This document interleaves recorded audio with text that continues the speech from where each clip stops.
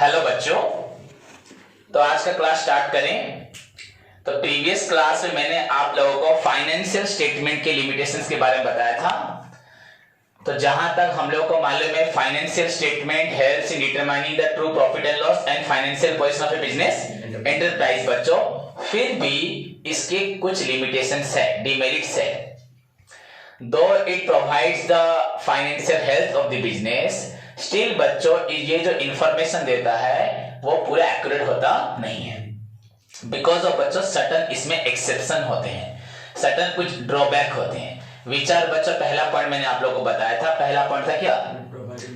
Interim reports या interim facts जो भी हो, ये आपका फाइनल रिपोर्ट नहीं देता एंड कभी भी फाइनल रिपोर्ट दे भी नहीं सकता, क्योंकि बच्चों फाइनेंशियल स्टेटमेंट अगर हम बिजनेस सॉल्व करते वक्त बनाएंगे तभी जाके ये क्या दे सकता है? फाइनल रिपोर्ट दे सकता है। बट ये क्या करता है, हमेशा बिजनेस चलते वक्त बना के देता है।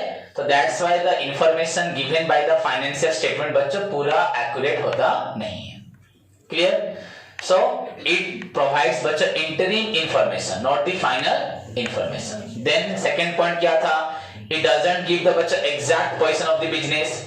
ये exact position of the business बता नहीं सकता, बिकॉज यहाँ पे सारी एसेट्स को हम रिकॉर्ड करते हैं बच्चों एट ए बच्चों cost price minus depreciation, but we do not show here आपका realisable value.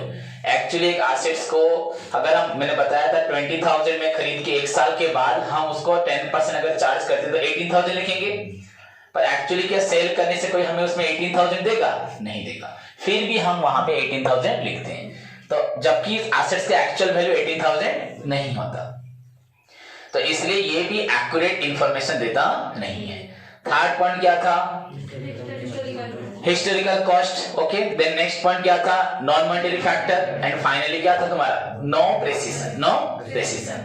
So these are the limitations of आपका financial statement. Clear?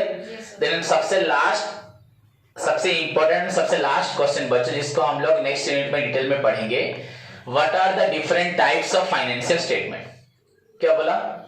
What are the different types of financial statement? बच्चों overall सभी को +2 level से मालूम है बच्चों, there are 2 types of financial statement. एक है इनकम स्टेटमेंट और एक है पोजिशनल स्टेटमेंट। हमने आज तक जब से कॉमर्स पढ़ना स्टार्ट किए हमने फाइनेंशियल स्टेटमेंट के बारे में सुना है, और हमेशा हमें मालूम है फाइनेंशियल स्टेटमेंट बच्चों 2 प्रकार का होता है।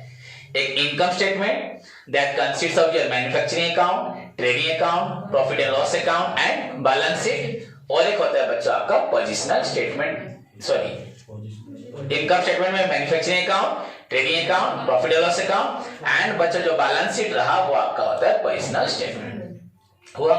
बट बच्चों एज पर आपका generally accepted accounting principle gap है कि नहीं गैप? ओके, जिसमें अकाउंटिंग को यूनिवर्सल किया जाता है बच्चों।